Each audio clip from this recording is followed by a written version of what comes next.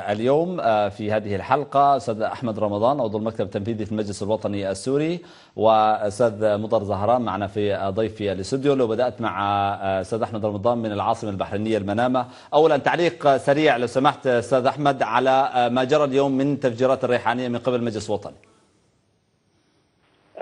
يمكن وصف هذه التفجيرات بأنها عمل إرهابي مدان بكل معنى الكلمة.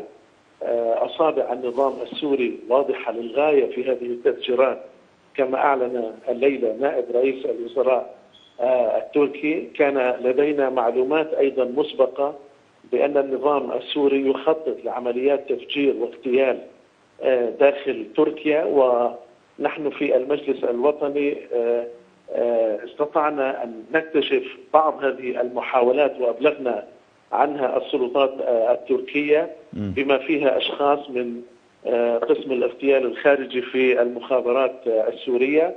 وأعتقد أن النظام عمل جاهدا خلال الأيام القليلة الماضية على إرسال مزيد من السيارات المتفجرة. هناك 4 سيارات دخلت الريحانية، 3 منها انفجرت ويتم البحث عن الرابعة. الهدف كان هو ضرب الحاضن الشعبي للثورة في تركيا، ومحاولة إحراج أيضا الحكومة التركية بسبب موقفها من الثورة السورية. النظام السوري في اللحظات التي يتهاوى فيها يقدم على هذه الأفعال الخطيرة للغاية، وأعتقد أنه في هذه اللحظات هناك اجتماعات رفيعة تتم على مستوى الحكومة التركية والسلطات المسؤولة لبحث هذا فيما يتعلق بالريحانية أستاذ أحمد. فيما يتعلق بالريحانية، أنا أستغل وجودك فقط لكي أسألك بعض من الأسئلة وباختصار سريع. الآن الخفايا التجاذبات الدولية التي يتكلم عنها بين تسوية روسيا اليوم أعلنت أنه لن يكون هناك اجتماع في نهاية الشهر لمؤتمر دولي حول سوريا لعدم وجود قيادة موحدة للمعارضة، وهو كلام قديم يعني جديد منذ 2 وأغلب المراقبين يسمعون. هل هذا كلام صحيح بأن هناك تسوية ما وفرض لحل سياسي على جميع الأطراف؟ هذه المحاولات ليست جديدة.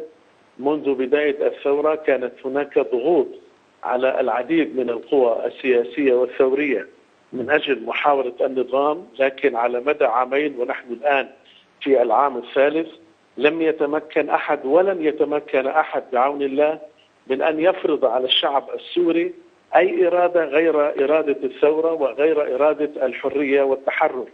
نحن الآن بعد 100,000 شهيد لن نضع أيدينا بأيدي لا بشار الأسد ولا أي قاتل. هذا فيما يتعلق هذا فيما يتعلق بروسيا والولايات المتحدة والبريطانيا، هذه الدول.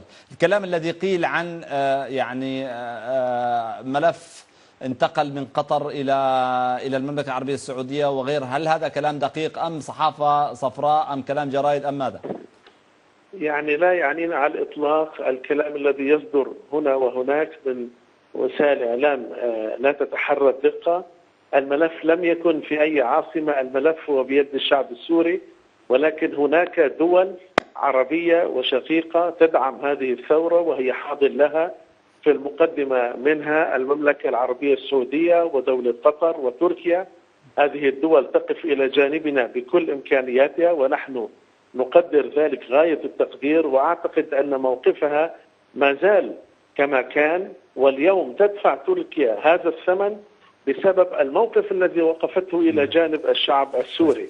وأيضا النظام ومخابراته وحلفائه أيضا تعرضوا للمملكة العربية السعودية وتعرضوا لدولة قطر بسبب الموقف الذي وقفته إلى جانب الشعب السوري. ولذلك لا أعتقد أن هناك أي تغيير. نحن نقدر كل الدول العربية التي تقف إلى جانبنا والدول الشقيقة أيضا، والموقف سيبقى إلى أن تحسم هذه المعركة لصالح السوريين بإذن الله. شكرا جزيلا لكم أحمد رمضان عضو المكتب التنفيذي في المجلس الوطني السوري، كنت معنا من العاصمة البحرينية المنامة. شكرا جزيلا لك. أرحب هنا في الاستوديو